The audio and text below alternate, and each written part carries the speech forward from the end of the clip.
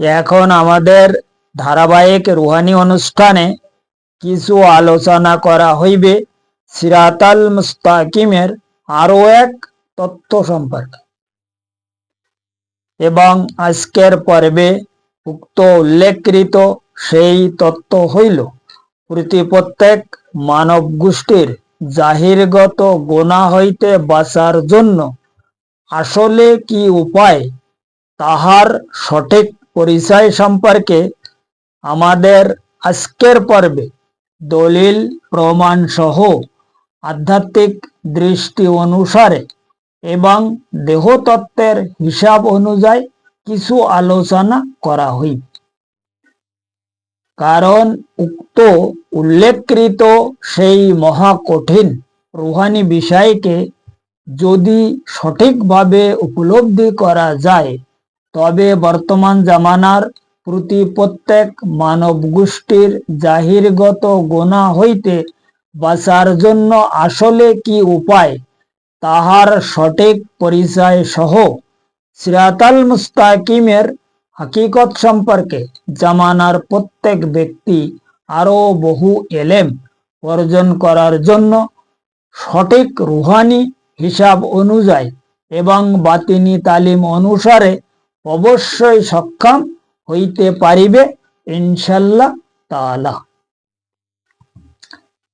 কাজে এখন উপলব্ধি করার বিষয় হইল উক্ত জাহিরগত গুনাহ সম্পর্কে সেই মহান আল্লাহ পাক কি ফরমায়া, তাহার সঠিক হাকিকত সম্পর্কে এখন জানিতে হইবে। তবে উক্ত জাহিরগত গুনাহ সম্পর্কে উপলব্ধি করা সম্ভব হইবে, নচেত নহে।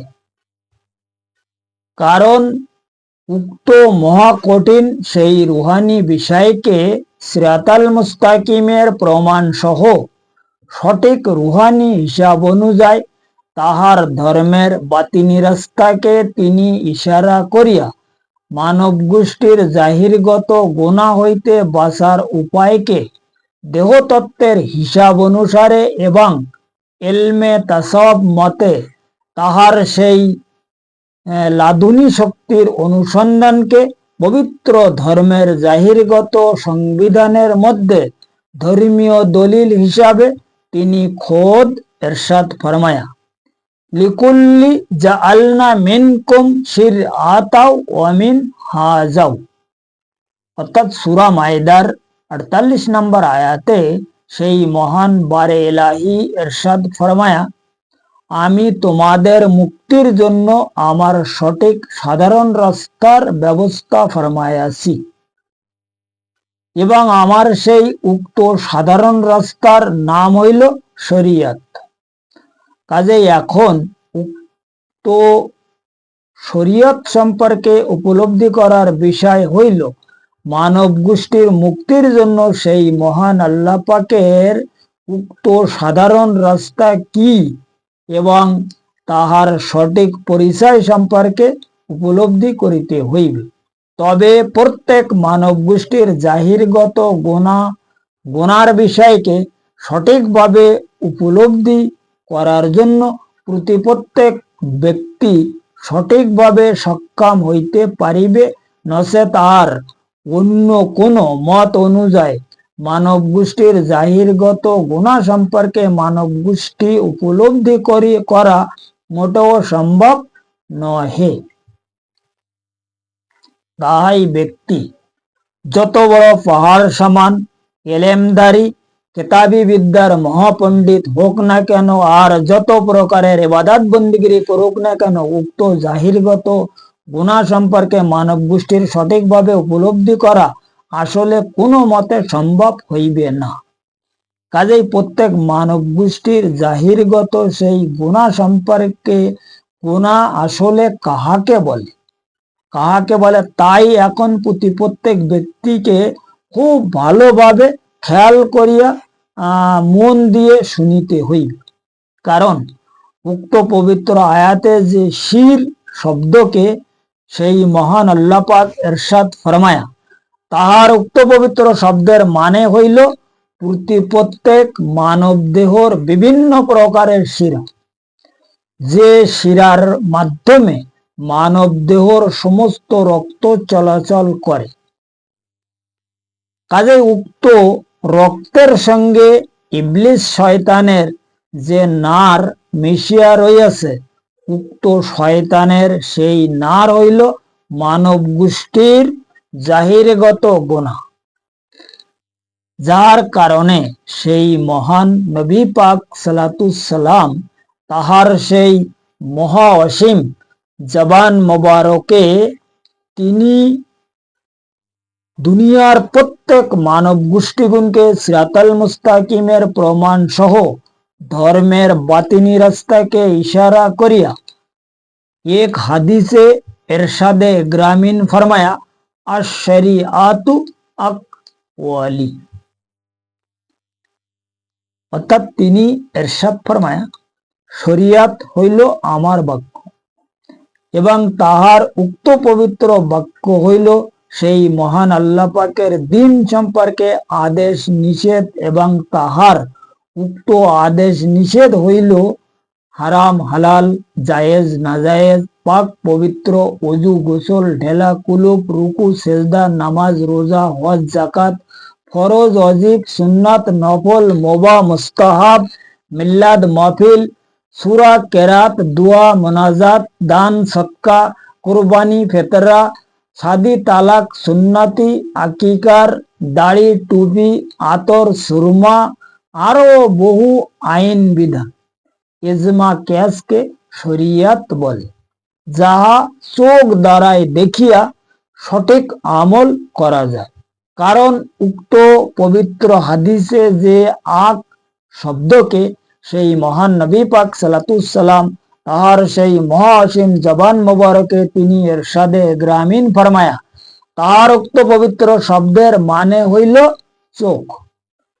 কাজেই নিজের চোখ দ্বারাই কিতাবের মাধ্যমে উক্ত আমল না করিলে তখন উক্ত জাহিরগত গুনার মধ্যে মানব গোষ্ঠী সঠিক ক্ষতিগ্রস্ত হইয়া যায়।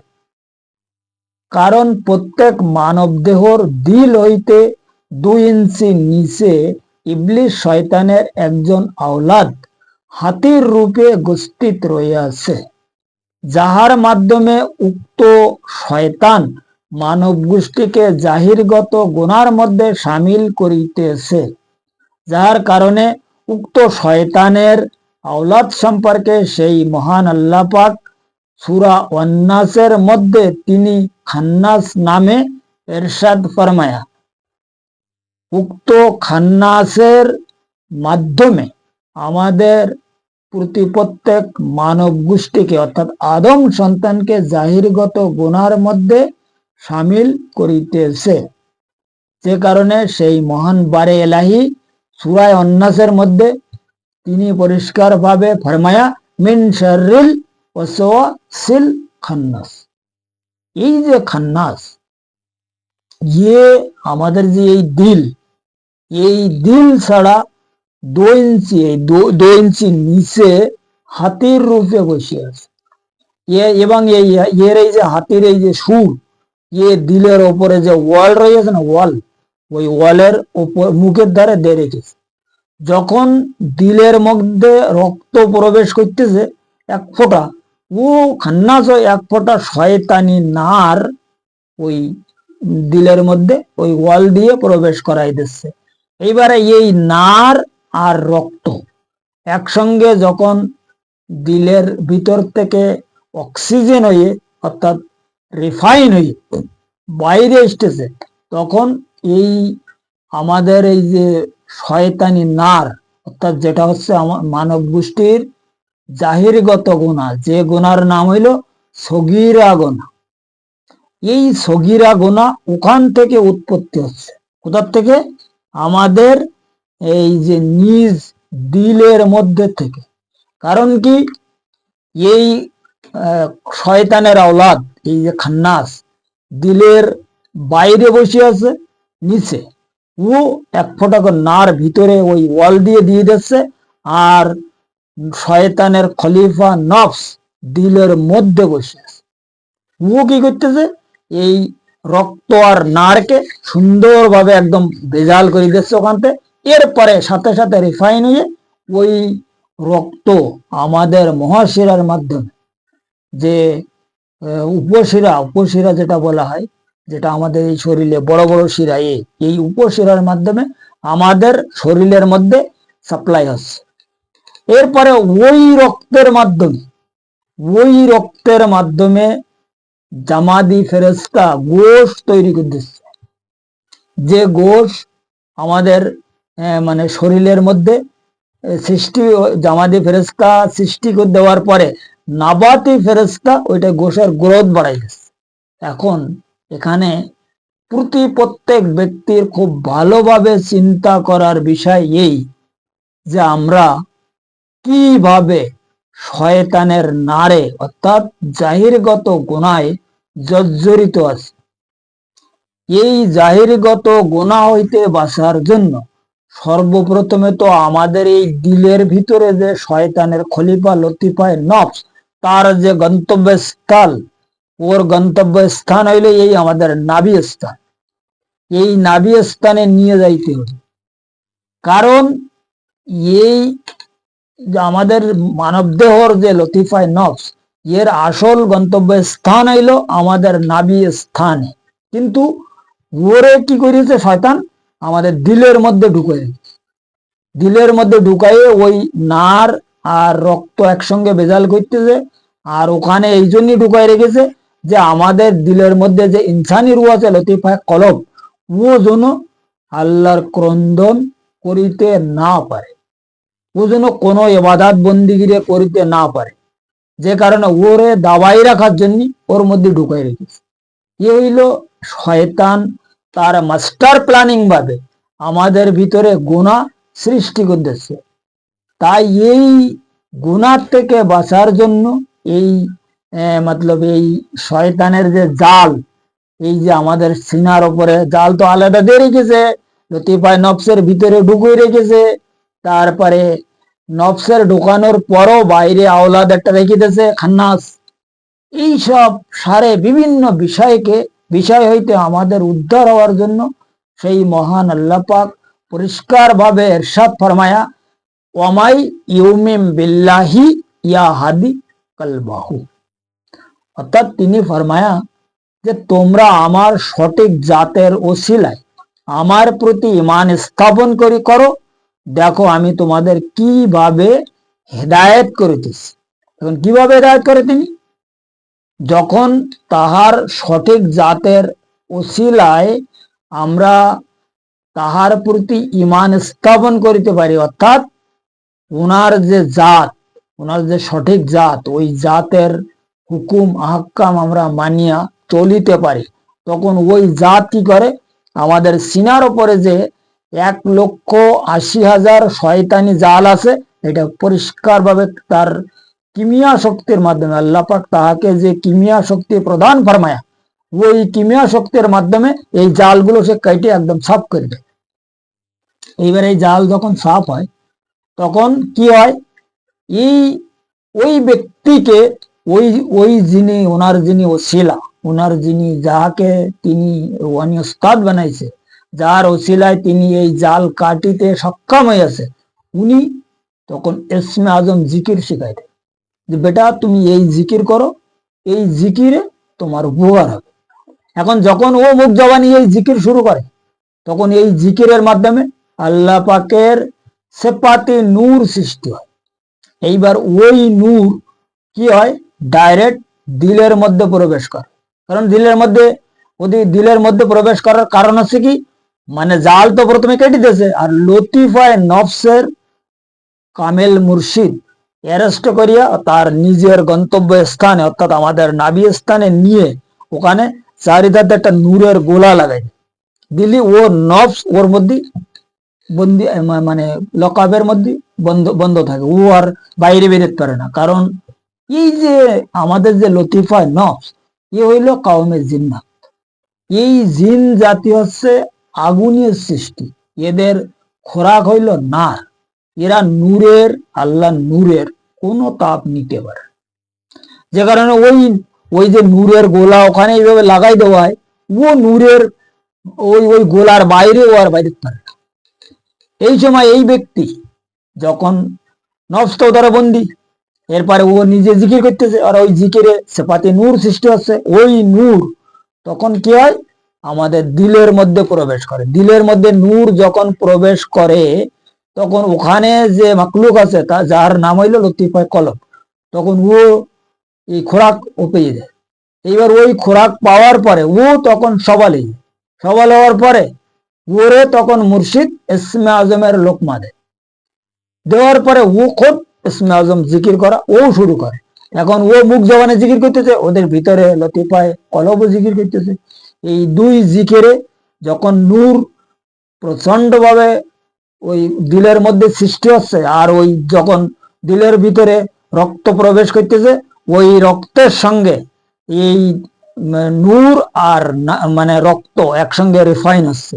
রিফাইন হয়ে যখন ওই রক্ত শরীরে প্রবাহিত শুরু হয়ে যাচ্ছে, তখন এই রক্তের মধ্যে শরীরের মধ্যে যত প্রকারের শয়তানি নার আছে ও জ্বলা শুরু হয়ে যায়। ওই নার জ্বলা মানে হইল কি, এটাকে বলা হয় মানব গোষ্ঠীর জাহিরগত গুণা জ্বলা, যেটাকে সগিরা গোনা বলে। এই সগিরা গোনা জ্বলার এটাকেই বলা হয় নফসের তাজকিয়া। শরীয়তের মধ্যে শুধুমাত্র এতটুকু জিনিস আছে, সেটা হচ্ছে নফসের তাজকিয়া। এই ছাড়া আর কিচ্ছু পাওয়া যাবে না সেখানে। শরীয়তের মধ্যে আমরা যতই চেষ্টা করি না কেন, শুধুমাত্র এতটুকুই পাওয়া যাবে, সেটা হচ্ছে কি নফসের তাজকিয়া। আর এটা হলো শরিয়াতে হাক্কার কথা বলতে যাই। আমি যে কথা এখন এই যে আলোচনা করলাম, এটা হচ্ছে শরিয়াতে হাক্কার আলোচনা। আর শরিয়াতে নাকিসার মধ্যে কেবল আমরা আমলদার হতে পারি। আর যখন শরিয়াতে হাক্কার মধ্যে আমি যে প্রসেস বললাম, এই প্রসেসে যদি কোনো ব্যক্তি কামিয়াবি হতে পারে, তাহলে ও ওই সময় ইমানদার হয়ে যাবে। কোন সময় ইমানদার হবে? যখন তার লতিফায় কলব জিকির করা শুরু করবে। এ সম্পর্কে সূরা রাদের 28 নম্বর আয়াতে আল্লাহ পাক ফরমায় আছে যে আমি ইমানদার সেই ব্যক্তিকে মানি যে ব্যক্তির দিল কিংবা কলব আমার জিকিরে এলাহিতে সর্বসময় শামিল থাকে, তাকে ইমানদার মানি।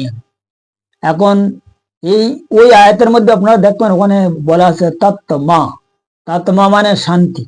কারণ ওই ব্যক্তি তখন শান্তি অনুভব করতে পারে। কি শান্তি অনুভব করতে পারে? যে আমি একজন ইমানদার হিসাবে আল্লাহ পাকের সেই অসীম নজরে গণ্য হয়ে গেছি। এখন এই ব্যক্তি যখন সে নিজে বুঝতে পারে যে আমি ইমানদার হইয়া গেছি, কোরআন প্রমাণ দিচ্ছে, আর কোরআনের কথা মানে আল্লাহর কথা, এখন দুনিয়া তাকে কি বললে এটা তার দেখার বিষয় না।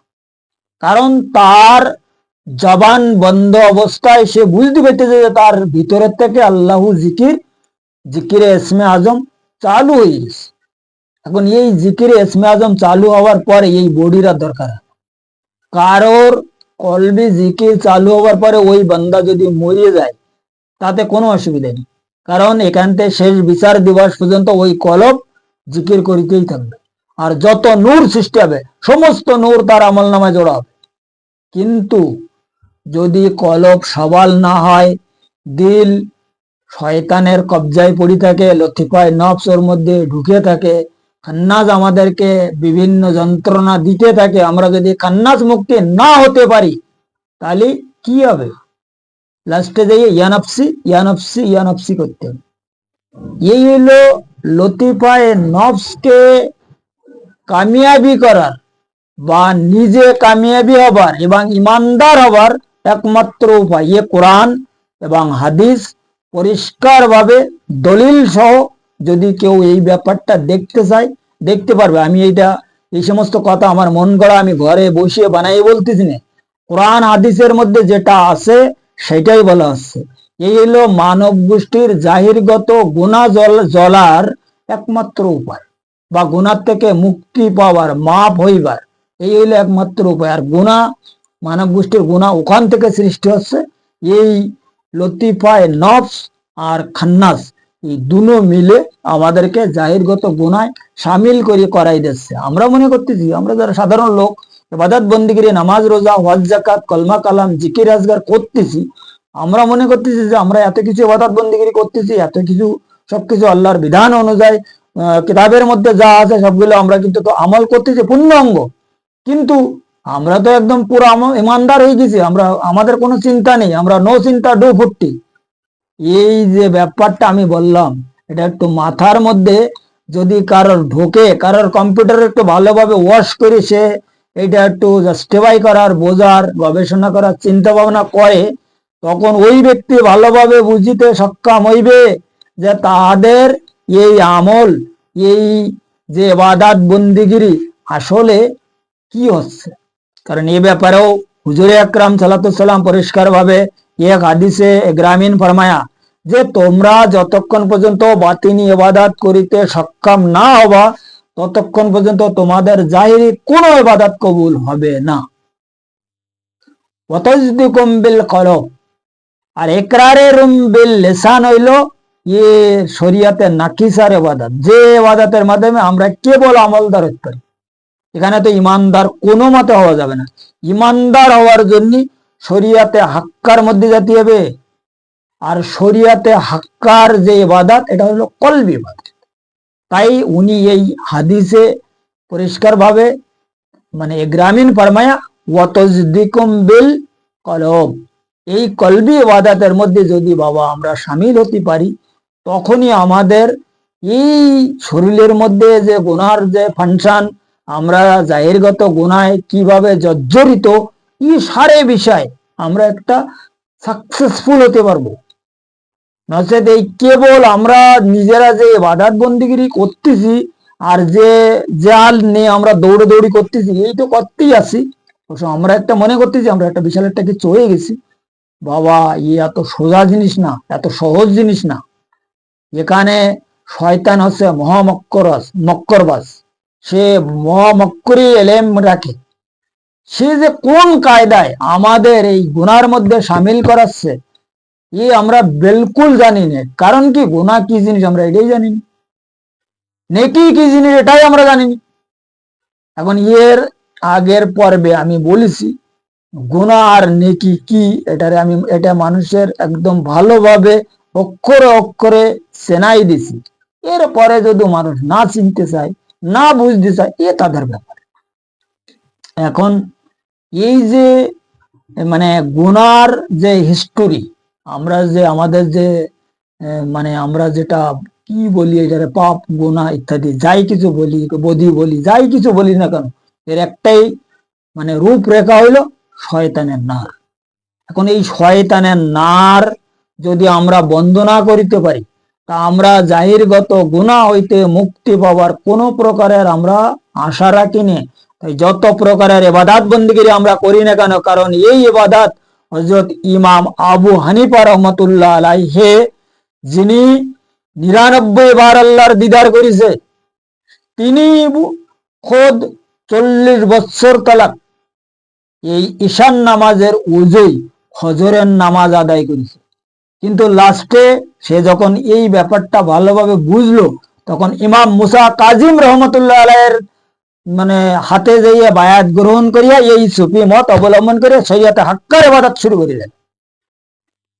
তখন যাই তিনি এই মানে এই রাস্তায় তাজকিয়া নফস, তাসফিয়া কলব, হক্কুল ইয়াকিন, কাশফি ঈমান, তাজাল্লি রুহু সৃষ্টি করিয়া সেই মহান বারে এলাহির 99 বার দিদারে এলাহি হাসিল ফরমায়া। এ কথা আমি জোরপূর্বক বলছি না, সবাই জানে। এই কথা তিনি খোদ তার কিতাবের মধ্যেও লিখে গেছে, এবং প্রায় এই মানে সব সমাজের বড় বড় মোল্লারাও, বড় বড় স্কলার যারা, এরাও এ সম্পর্কে আলোচনা করে ওনার ব্যাপারে। কারণ ইমাম আবু হানিফা রহমাতুল্লাহ আলাইহি ছিলেন মাযহাবের ইমাম, কথা বোঝা গেছে। কিন্তু উনার যে তরিকা, এটা হচ্ছে আমলিয়াতের তরিকা। কিন্তু তারপরও তিনি যতদিন পর্যন্ত এই শরিয়াতে হাক্কার মধ্যে ইমাম মুসা কাজিম রহমতুল্লাহ আলাইহির কাছে যতক্ষণ পর্যন্ত বায়াত গ্রহণ না করিয়াছিলেন, ততক্ষণ পর্যন্ত এই গুনার বিষয়টা সে নিজে মানে মানে সঠিকভাবে সাকসেসফুল হতে পারেনি। এই ব্যাপারে যে যতই বলুক না কেন, আর শরিয়াতের মধ্যে যারা দৌড়ি চিল্লাচিল্লি করতেছে, তারা যদি আমার এই আলোচনাটা খুব ভালোভাবে শুনে, তাহলে তাহাদের অনেকগুলো সমস্যার সমাধান হইয়া যায়। কারণ আসলে আজ পর্যন্ত দুনিয়ার জমিনে আমরা কেবল গোনা, পাপ, বদি এইগুলো শুনে আসতেছি। এ নেকি, সওয়াব, এটা সেটা পাতানি কত কিছু শুনে আসতেছি, কিন্তু আমরা জানি না যে গোনা কাকে বলে আর নেকি কাকে বলে, আর ইয়ে কিভাবে হয় আর কিভাবে মাফ হয়, এটা আমরা জানি।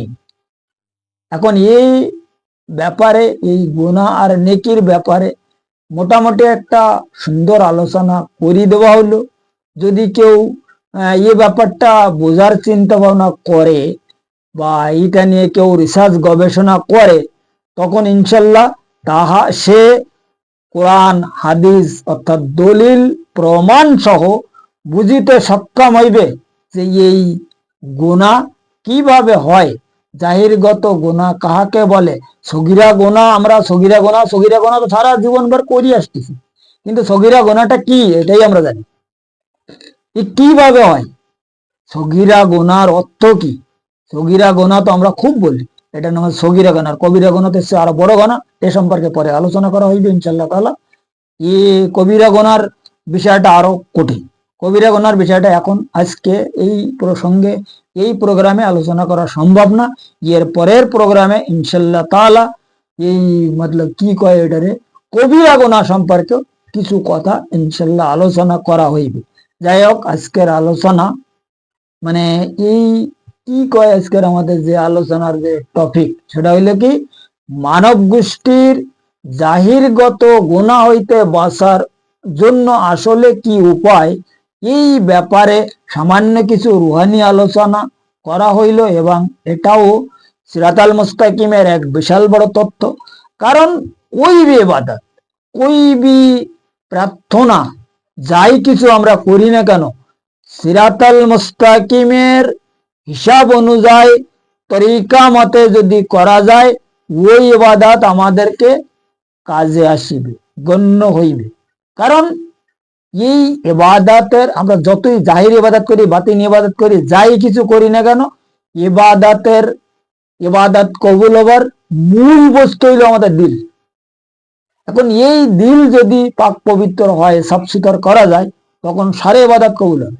তাই আমরা জাহির ইবাদত করি আর বাতিন ইবাদত করি আর যে কোনো ইবাদত করি না কেন, আর যদি দিল পাক পবিত্র সাফ সুতর না হয়, দিলের মধ্যে কুমন্ত্রণা চলিতে থাকে, যে কথা এই মানে সূরা আন-নাসের মধ্যে আল্লাহ রাব্বুল আলামিন ইজ্জত পরিষ্কার ভাবে বলিয়েছে যে আল্লাযিনা ইউসু ফি সুদুরিন নাস মিনাল জিন্নাতে ওয়ান নাস। তো আমাদের সিনার মধ্যে বসে আছে। এখন যদি কেউ বলে নাই আমার সিনার মধ্যে কোনো জেন্টেন নেই, তো এটা তার ব্যাপার। অনেকে তো বলে শয়তানের আবার আমাদের মধ্যে কি কাজ, শয়তান আমাদের মধ্যে কি জন্য থাকবে? ভাই, হুজুরে আকরাম সাল্লাল্লাহু আলাইহি সাল্লাম পরিষ্কার ভাবে ইরশাদ ফরমায়া যে যখন একজন আদম সন্তান সৃষ্টি হয়, ওই সঙ্গে একজন শয়তান সৃষ্টি হয়।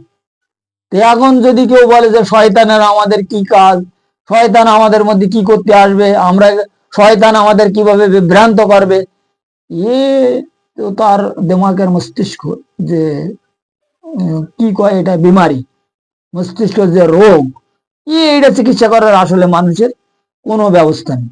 কারণ বড় কঠিন সাংঘাতিক রোগ, রোগের চিকিৎসা করা কোনো মতে আসলে সম্ভব হবে না।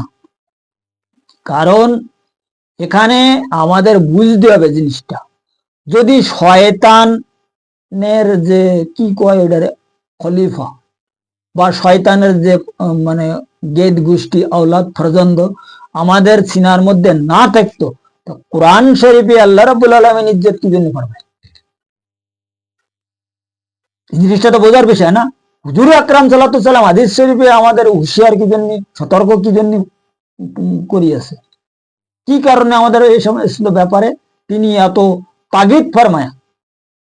শুধু এক হাদিসে না, হাজারো লাখো করোড়ো হাদিসে, ৭৬ হাদিস যদি খুলে পড়া হয়, এই যে লতিফায়ে নফসের সম্পর্কে যে কত প্রকারের তিনি হাদিস ফরমায়া, যা কোনো ধারণার বাইরে। কোরআন শরীফের মধ্যে জায়গায় জায়গায় এই নফস সম্পর্কে বলা হয়েছে। কোরআন শরীফকে দুনিয়ার জমিনে সেই মহান আল্লাহ পাক 10টি বাতিনি রহস্যের মাধ্যমে তিনি নাজিল ফরমায়া। এর মধ্যে 7টা হচ্ছে কেবল নফসকে পবিত্র করার জন্য, 3টে অন্য বিষয়। এখন এই যে নফসের কোরআন শরীফের মধ্যে কোনো জায়গায় তারে কি করা হয়েছে, যে নফসানি লোকদের কি করা হয়েছে, কোনো জায়গায় জান্নাতের লালচ দেখানো হয়েছে, কোনো জায়গায় জাহান্নামের ভয় দেখানো হয়েছে, কোনো জায়গায় পাতানি কি বলা হয়েছে, কোনো জায়গায় কি বলা হয়েছে। এইভাবে এই যে নফসের যে একটা চক্রান্তে আমরা পড়িয়াছি, এই জিনিসটা উদ্ধার করার জন্য আল্লাহ পাক সেই প্রথম থেকে শুরু করে হজরতে আদম আলাইহিস সালাতুসসালাম, আমাদের জাতি আদি পিতা, ওখান থেকে শুরু করে কত পয়গম্বর, কত নবী রাসূলদের যে এই দুনিয়ার জমিনে তিনি আবির্ভাব ঘটায়া, কত আসমানি কিতাব পাঠায়া, কি কারণে? সির্ফ এই নফসকে কন্ট্রোল করার জন্য। এই নফসকে যেই ব্যক্তি কন্ট্রোল করিতে সক্ষম হয়েছে, সেই ব্যক্তি সঠিক ইবাদতের সন্ধান পেয়েছে। আর নফসকে কন্ট্রোল করা, নফসকে পবিত্র করা, ইয়ে সবচেয়ে বড় ইবাদত, এর আগে কোনো ইবাদত নেই। আর এটার নাম আছে আসল মুসলমান। নফসকে হেদায়েত করা, নফসের তাজকিয়া করা, ইয়ে হলো মেন মুসলমান, মেন ইসলাম বলা হয় এইটা। যে কারণে এই সূরা জুমারের মধ্যেও আল্লাহ পাক ফরমাই দিয়েছে যে তোমরা যদি আমার ইসলাম ধর্মকে গ্রহণ করিতে চাও, তাহলে সরায় সদর করো, অর্থাৎ তোমার সিনাকে পয়লা সাফাই করো। কারণ ওই সিনার মধ্যে সারে গন্ডগোল, সিনার মধ্যে দিল, আর ওই দিলের মধ্যে শয়তানের খলিফা, বাইরে শয়তানের আওলাদ খান্নাস, সিনার ওপরে শয়তান 1,80,000 জাল দিয়ে বসে আছে। ওখানে পরিষ্কার ভাবে সিনাকে সাফাই করার কথা পরিষ্কার বলিতেছে। সূরা ইনশিরার মধ্যে আল্লাহ পাক খোদ ফরমায়া যে আমি আমার মেহবুবের সিনাকে আমি খোদ সাফাই করিয়াছি, কিন্তু তার উম্মতের সিনা তাহাদেরকে সাফাই করিতে হইবে। এ কথা কোরআন শরীফে বলা আছে, কোরআন বলতেছে, আমি বলতেছি। যদি কোরআন কারোর পছন্দ না হয় বা হাদিসের কথা কারোর বিশ্বাস না হয়, এ তাদের ব্যাপার। এসব লোকদের সঙ্গে তো কথা বলা মোটেও যায় না, এ তাদের ব্যক্তিগত ব্যাপার স্যাপার। যাই হোক, আজকের এই ব্যাপারে সামান্য কিছু আলাপ আলোচনা করা হইলো। এ সম্পর্কে যদি আরো পরিষ্কার ভাবে কেউ পয়েন্টে পয়েন্টে জানিতে চায় দলিল প্রমাণ সহ, তো ডিসক্রিপশনে আমার নাম্বার আছে। এই নাম্বারে যদি কোনো ব্যক্তি আমাদের সঙ্গে সম্পর্ক করে, তো ইনশাল্লাহ তাআলা দলিল প্রমাণ সহ আরো জানাই দেওয়া হবে, বুঝাই দেওয়া হবে। এই রাস্তায় যদি কেউ চলিতে চায়, সগীরা গুনাহ হইতে কেউ বাঁচিতে চায়, তাহার এই বাঁচার, এই গুনাহ হইতে বাঁচার জন্য ব্যবস্থা করা হইবে ইনশাল্লাহ তাআলা। এবং সিরাতাল মুস্তাকিমের যে হিসাব কিতাব, এটাও তাদেরকে বুঝানো হইবে। কারণ বর্তমান সময়, আমি এই কথা আগেও বলেছি আর প্রায় বলি, কোনো ব্যক্তি ততক্ষণ পর্যন্ত মুক্তির আশায় করিতে কোনো মতে সক্ষম নহে যতক্ষণ পর্যন্ত সিরাতাল মুস্তাকিমের রাস্তার মধ্যে দাখিল না হতে পারবে। সিরাতাল মুস্তাকিম মানে হইল সরল সোজা রাস্তা। এই ধর্মের সরল সোজা রাস্তাকে হুজুরে আকরাম সাল্লাল্লাহু আলাইহি সাল্লাম তাহার নিজের তরিকা নামে সে মানে ইরশাদ ফরমায়া। এখন এই নবীর তরিকার মধ্যে যতক্ষণ পর্যন্ত কোনো ব্যক্তি সামিল না হতে পারবে, সে বাইরে থেকে সে যতই দৌড়াদৌড়ি করুক, আর যতই চিল্লাচট করুক, আর যত বড় স্কলার হোক, আর যত কিছু হোক না কেন, কোনো স্কলার, কোনো দৌড়াদৌড়ি, কোনো মাযহাব কাজে আসবে না। কারণ কোনো মাযহাবের মাধ্যমে কারোর কেউ ইমানদার হতে পারে না। ইমানদার হতে গিয়ে দিল থেকে হতে হবে, দিল। আর এই দিলকে সাফাই করার জন্য হুজুর পাকের তরিকা লাগবে। দিন ইসলামের যেটা মেন নিয়ম, সেটা কোরআন শরীফে আল্লাহ বলেছে যে সে সিনার মধ্যে। দিন ইসলামের মূল বস্তু যেটা, এটা হচ্ছে আমাদের নিজ সিনার মধ্যে রাখা রয়েছে। এই সিনাকে যদি কেউ সাফাই করিতে পারে, তখন ইমান একিনের আশা করা যাবে। নচেত অন্য কোনো মতে, যত মাযহাবের মাধ্যমে, ये तबलीग जमात बोलो, ये जमात बोलो, সে জামাত বলো, নিজামী ইসলাম বলো, আর কইবি ইসলাম বলো, কোন ইসলাম আমাদের কাজে আসবে না যতক্ষণ পর্যন্ত আমরা ইমানদার না হতে পারি। আর ইমানের মূল বস্তু আছে আমাদের সিনার মধ্যে, যার উপরে শয়তান 1,80,000 পর্দা দিয়ে পরিষ্কার ভাবে তার খলিফাকে দিলের মধ্যে ঢুকাই রেখেছে, বাইরে খান্নাসের বসাই রেখেছে। তোমাদেরকে সগীরা গুনাহে মানে নাফার মানে কি কয়, নাপাক অপবিত্র করার জন্য। আর কিভাবে অপবিত্র আছে জিনিসটা আমি বাইরে পয়েন্টে পয়েন্টে বুঝাই দিছি। কারণ কি, রক্ত যখন দিলের মধ্যে প্রবেশ করতেছে, এই রক্ত রিফাইন হয়ে যখন শরীরের মধ্যে বাহির হয়ে এসতেছে, ওই রক্ত জমা দিয়ে রুহু আমাদের গোশ সৃষ্টি করে দিচ্ছে, আর ওই গোশের গ্রোথ নাবাতি রুহু বাড়াই যাচ্ছে। এরপরে যেয়ে আমাদের শরীরের মধ্যে এই শরীর মানে মানে কি কয় এটারে স্বয়ং সম্পূর্ণ হচ্ছে, একজন বডি তৈরি হচ্ছে। আর এই বডিতে আমরা চলাফেরা করতেছি, আর এই বডি নিয়ে আমরা বিরাট লেকচার দিচ্ছি, বিশাল বড় স্কলার, বিশাল বড় বিশাল বড় তা, সেই যে আমরা বসে আছি।